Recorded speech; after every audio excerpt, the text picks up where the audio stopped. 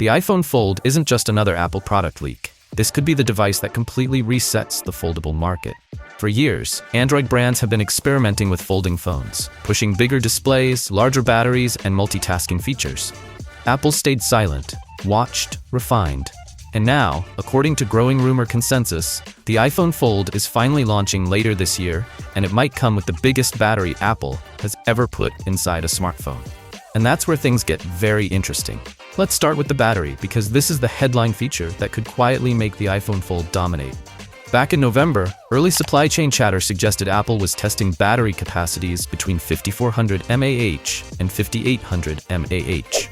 At the time, that range already sounded massive for an iPhone. But now, a fresh report from China is narrowing that down to a very specific number: 5500 mAh. If that figure is accurate, this won't just be the largest battery ever in an iPhone, it will be nearly 10% larger than Apple's previous biggest battery, which sits inside the eSIM-only iPhone 17 Pro Max. Android foldables often rely on 4800 mAh to 5000 plus mAh batteries just to make it through a full day, because they're powering large internal displays and sometimes inefficient background processes. But Apple has always approached battery life differently.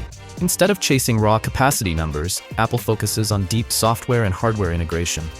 iOS is tightly optimized. The silicon is custom designed. Background management is aggressive. So imagine that efficiency combined with 5500 mAh. This could easily become the longest-lasting iPhone ever built. And depending on optimization, it might even outperform rival foldables that technically have similar-sized batteries.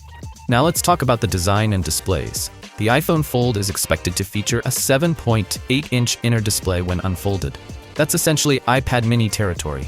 Instead of the tall, narrow foldable shape we often see in Android devices, rumors suggest Apple is aiming for a more squared, productivity-focused aspect ratio. Think wider canvas, more usable space, less awkward app scaling.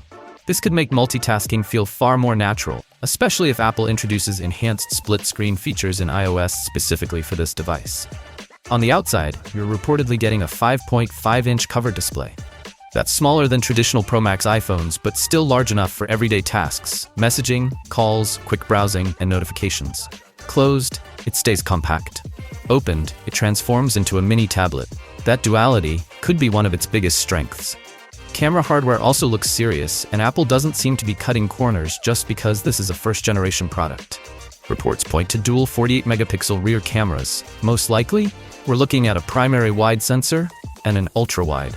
That already aligns it with flagship territory. But the front camera setup is where things get even more interesting. The iPhone Fold is rumored to include two 18-megapixel selfie cameras, one integrated into the cover display and another optimized for the inner screen. That means whether you're using the phone folded or unfolded, you won't be compromising on front-facing image quality. And considering Apple's computational photography strengths, those sensors could deliver impressive results. Under the hood, the iPhone Fold is expected to run on the A20 Pro chipset. If Apple follows its typical roadmap, this chip would be built on an advanced manufacturing node, likely improving both performance and efficiency over previous generations. That's critical, because foldables demand more from the processor. Larger displays mean more pixels to drive. Multitasking needs more power. Animation transitions between folded and unfolded states must feel seamless. The A20 Pro will likely be designed to handle all of that without draining the battery aggressively.